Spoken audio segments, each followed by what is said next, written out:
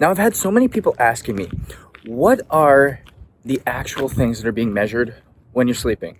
Whether you're using an Apple Watch, whether you're using a Fitbit, whether you're using a Oura Ring, a Garmin, I don't care what wearable you're using, even if it's something that's in your mattress.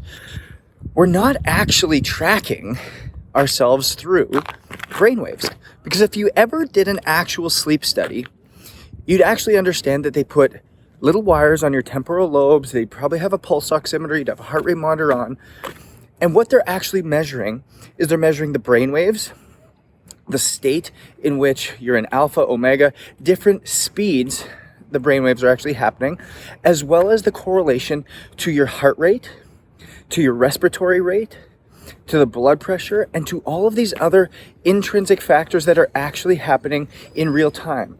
Now, because our Apple Watch or our Fitbit or our Whoop Band or whatever we're wearing doesn't have any of those things, it comes down to key measures.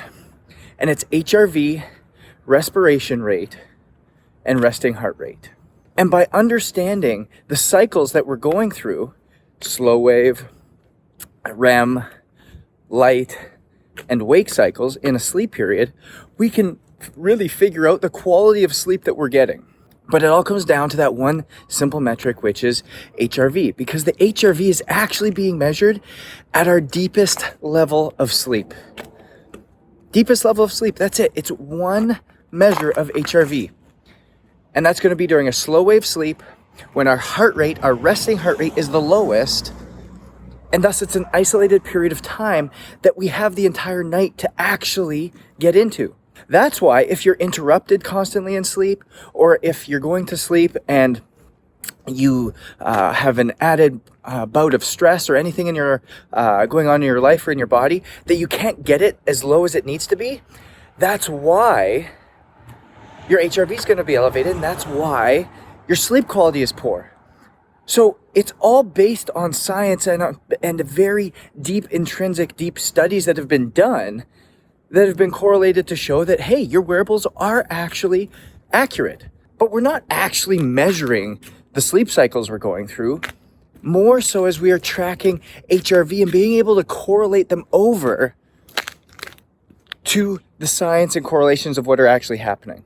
So when we're actually looking at our data, HRV, respiration rate, and resting heart rate will thus give us a better idea as to how to extrapolate those sleep cycles for us. And that's what we look at. So I really want you guys to go back and look at understanding HRV. Take a look at past videos.